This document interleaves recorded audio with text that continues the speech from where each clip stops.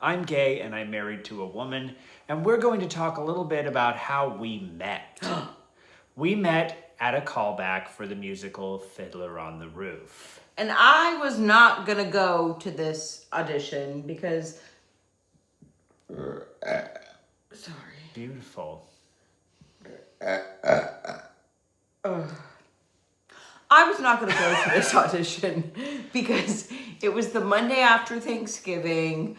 I was living in LA. I didn't want to drive down to San Diego on the Monday after Thanksgiving and do this audition at this theater company, which I had auditioned at before, and they always like waste your time. In some regards, they waste your time because it's like they take forever to get through the day, but also they're very quick about it, and you audition and you do your callback and then you like get cast in the same day. So I do appreciate that, but something told me, go to this audition, Samantha. And so I had like this whisper of you gotta go down, even though I didn't want to. And I also, on the way to the audition, called and quit my job. I was working at a Brazilian steakhouse and was miserable. It was in City Walk in Universal Studios, full of tourists. It was a terrible place. And I just said, I'm quitting. I think I'm going to get this part in this show, and so I'm going to quit, which is a crazy thing to do. Like, anybody who assumes they're going to get an acting role before they even audition is nuts, but something was working in my favor that day. And so I get to the audition. I wait around for hours because there's like, hundreds of people at this thing. I get a call back. Jacob gets a call back. I get called back for the role of Frumacera, which is this like ghost witch that comes in the dream scene. Yes. And she's trying to trick Tevia's, who's the lead character's wife, into being too scared to let her daughter marry the butcher. She's the butcher's dead wife, Frumacera. It's the coolest number in the show. It really if it's is. Done right. It's the best role in the show. Yeah, I would say if done right, it is the best number in the show. You're right. Because it's just so fanciful and out of nowhere. And when they up the production value, it's got a lot of spectacle. It's kind of got this macabre feeling to it. She flies. Yeah. The rest of the show is pretty straightforward. This is the one kind It just like doesn't belong. Yeah. And in that's the rest of the world. What's so great about it. And she sings this number that's like, what is this about your daughter marrying my husband? So I got called back for that role. Yes, I got called back for Pear Chick, which is one of the young men. Boring roles. Very in the boring, show. very boring. He sings a very boring song that they typically cut out of the show. This was the full version where we didn't cut that number, but by God, but instead we cut like the upbeat number of The Rumor, which we should have kept in the show. Agreed. Anyway, so I'm sitting in the lobby of the theater with all the other would-be auditionees. And they bring in the Frumaceras. Yes, and there's a number of girls brought in for this. And it's kind of quiet in the audition room. This is the lobby of the theater where the show actually was performed. And it's like quiet, and you kind of hear the faint sound of the piano playing each person's audition. And then all of a sudden there's this like, through the walls. And people start laughing in the lobby. Mm-hmm. And I'm going, who is this person that has the balls to make this sort of noise at her callback where everybody's trying to be on their best behavior? Yeah, because like most people go into a room and I feel like they're not as fearless. That's one of my special skills. I'm fearless when it comes to an audition room. I'm like, whatever, I have nothing to lose. And then a lot of people are like, yes, Mr. Director, would you like me to do it this way? They don't just like go in and make a bold choice. Right. They wait to be told to make the choice. So I'm like, this says that she is cackling like ferociously. I'm gonna give them a ferocious cackle. Yeah. And that's like, I mean, when you think about it, so many actors are like insecure and they want to think they're that level of fearless and they're just not. And when you're actually confronted with that, it's like, wow, this is what it's all about. Oh. And so they let the girls out of the room, and I just look at her and I'm like, this has to be the cackler. And I go over to her and I say, if they don't give you that part, they're crazy. I was the shortest one in the lineup, by the way. I'm 5'1". Everyone else is like, 5'7" and above, who's trampling out of here. Yeah. And I shouldn't say trample, because remember, these are very soft-spoken people. I just did the From a Sarah audition. yes, and then here she comes. And you were kind of not into talking to me. You were just like, yeah, I did amazing. Well, because I'm the type of person who I like to leave it in the room and then get the fuck out of there, because I'm just kind of like, no matter how good I do, I always assume that there's, like it doesn't matter. There's times where I know I've been the best choice for something and I don't get picked because I'm either like too short or I don't fit the vision that they have going for it. So I know that even if you're like the most right for the part on paper, it doesn't necessarily mean you're the most right for the one in the production. So I like to just leave it in the room and get out of there. I'm not there to socialize. I think like I was happy that you approached me because you gave me like, kind of broke the tension of me leaving, but I was like hungry at that point. I wanted to get back up to LA and yes. So I did. Yes. And we both were cast in the show, and we see each other the first day of rehearsal, and we start talking about water, about and clean drinking water, Yeah. the best type of water to drink. Yep, which I said is Fiji water. So that was your favorite water. It's my favorite. And at that point, I was like under this impression that like alkaline water was really good for you. Right, which is BS. It's BS. It's spring water, or Artesian well water. Yeah. Those are the best types of water, by the way. And we just instantly had a connection that was like, okay, wow, this is really somebody else here. And dare I say it was love at first sight. yeah. Although I thought the cackle was my first love. Oh, I love that. But it was confusing for us, like, because it felt like, wow, like, this is, like, the best bond. Like, it felt like this magnetic, like, oh. But the problem was I knew he was gay, so I was confused about what was going on there. So it took a long time for us to actually get to the point of dating, which I actually think worked in our favor because we had 18 months of fleshing out a friendship and being the best of friends and learning everything about each other and creating a bond that wasn't built on anything superficial. It was built on wanting to hang out as friends every single day till 4 a.m. Like when during this contract, we were both being housed on the resort because we both lived in LA. So we both had our own villa, and we would like go to each other's villas and hang out till 4 a.m. Yes. And then it'd be like, why are we even leaving one another?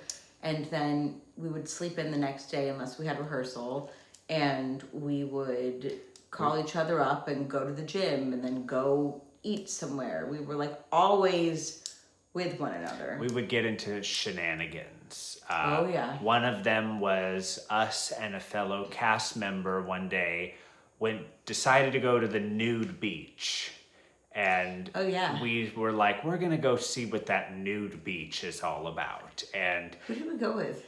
Drew. Oh, yeah. And so we took gummies, as we usually did back then. Oh, yeah. I forgot about this story. We haven't told this in a while. And we go to the nude beach, and anybody who's been to a nude beach will tell you it's not really all it's cracked up to be. No. Like, you think it's going to be, like, free and liberating, and instead it's like old man balls. And this particular one you have to like hike down to. It's like not just like a casual walk. It's like a trek. Yeah. So you trek down to it. And then it's like there's like a normal beach, and then there's like a clear line where the nude one begins. And so we are walking, and the first thing we see is just this naked man, like old man, walking along the shore towards us. And I thought I was in a horror movie. I thought I was in It Follows. And then, so we're at the nude beach, and then we walk back up, and all of a sudden we encounter cops. Yeah, there's two and police we're officers. Like, fuck. This, Yeah. Like, are they going to arrest us because we're high? We Right. thought they knew we were smoking weed Right. because weed was not legal Or at because this point. we're clothed on the nude beach, are we going to be in trouble? Yeah. And instead, they're like, they tell me and the other guy we're with to get away from her and come up to them. And they start questioning us. And I'm like, what the fuck is going on? And they tell us there's been a report that there was 2 men sexually harassing or assaulting a woman on the beach. And so they're thinking that's us assaulting her. Where it's like 2 little Twinkie boys. Well, Yeah. you're not a twink. Not a twink, But, you know but what I just mean? like... The most eccentric musical theater, fairies, and me. Right. And so it takes a minute, and then they have to ask you questions. Right? And then, like, when I'm like high as this is all going on, I'm like, what is going on? Like, I thought I was going to be in trouble for smoking pot. And then I was like, oh no, no, we're fine.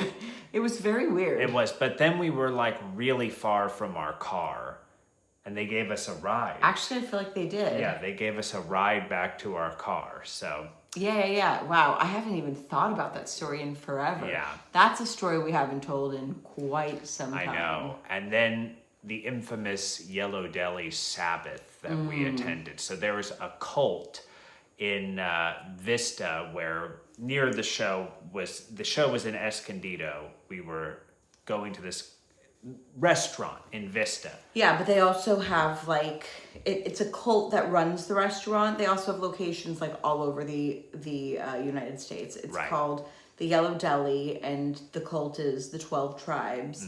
And I mean, it's its own thing. I mean, They're end times, so they think we're in the end times. the men all wear button-down plaid shirts, which you're currently kind wearing. of like this is a more fashionable version of what they wear. Yeah. Bearded. They all have their hair parted down the center like this, and it's all grown out, and they all wear it in low ponytails.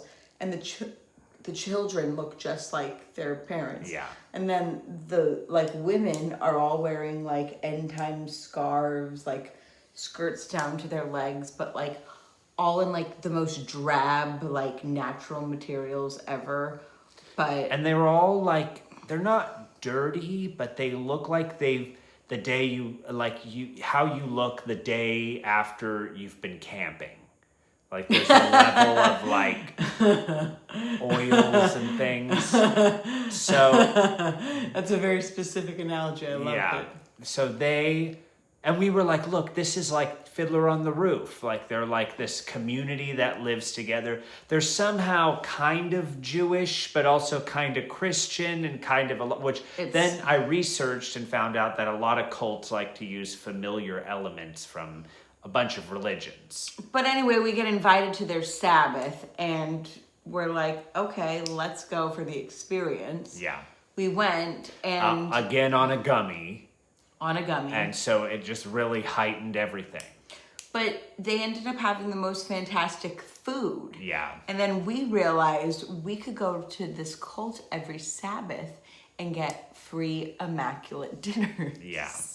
Well, first we get there and it's just dark, and we're like, what are we getting ourselves into? And like the gummies kicking in right as we're like walking up. And these were strong. It wasn't just like a little like, ooh, it was like, whoa. And so it's dark, and then the way up in like the hill, I see this fire and all of them around in a circle in the fire. And I'm like, this could go really crazy. Mm-hmm. And then they all were sitting there telling their stories of the week, of the tasks they performed, which were pretty mundane things, like the dishes. Yeah, and there was like a performance from the children, because I guess they have a children's Oh school. yeah, they sang, and I can remember the melody. I can remember some of it. It goes 60 seconds in a minute. How much good can I do in it? 60 minutes in an hour. Something and you show your power. So it's that's like, how significant this was. Yeah, I mean, we were that gummied out, and we can still remember this situation. So we have 10 years ago, and we have delicious dinner. And I mean, I'm telling you, like the salmon is so good. They have amazing challah, which again they're stealing from the Jews. They have baklava. And that was amazing. It was all amazing. And then they're like, we're going to dance. And I was like, great. So we all joined them by the fire, and they're all like fiddles, like ding, ding, ding, ding, ding, yeah, ding, the ding, kids are on ding, like ding, the ding, washboard. And yeah. It's so weird. And so then the dancing begins, and I like go to grab Jacob's hand, and our host, the lady who invited us, whose name was Emina, by the way, not to be confused with enema. She literally grabs me. It's like, no, Samantha, no. This is the men's dance. And it is much too difficult for you. I'm like, well, I want to do it. She's like, we'll dance later. Yeah. This one's far too hard. And then to get me into it, she walks up to me, and she's like alongside of me staring at the fire. And I can remember like the glow of her face as she's staring at the fire, and she's like, the men are about to do a big burly dance. And I mean, it was like fun, like dun, dun, dun, like it looked really fun. Yeah. And then it was the women's turn, and the women just literally held hands and went, walk around the circle, clap, clap, clap, clap. Walk around the circle, clap, clap, clap, clap. And it was just that. And I'm like, are you fucking kidding me? This is what we do? We don't get to do any of like the fun shenanigans? No. But then we they invited us to come back the next day to play volleyball. We're like, no, we can't do that. Yeah, that's how they suck you in. But we then brought friends back because we were like, we want to get free food. And we want them show them what just went down. So we give them a gummy. And bring them back. And unfortunately this night, the first thing they say, they're like, well, we must be appreciative of all that we have. And this was like the one night where like, they were like, so unfortunately this week, tonight, we are going to be eating mackerel. And we're going to be appreciative of it still. And I didn't even know what mackerel was, but I mean, wow, did I find out. This burnt, oily, disgusting, bone-ridden fish. And there was no baklava. No, and there was like a salad that was like one of those bags of like spring mix lettuces that they just opened and like put on the plate. It was the saddest meal, and I was so ashamed to have told our friends how great it was. Yeah, but it was an adventure for us. It was. So this is like the type of there was like 18 months of this stuff. Like right. Anything hiking, we could do. We would go adventuring. We would go to the beach. Anything we could do that was fun. Go to shows, and we just became the best of friends throughout it all. There was one time when I got a speeding ticket, and I was really upset about it.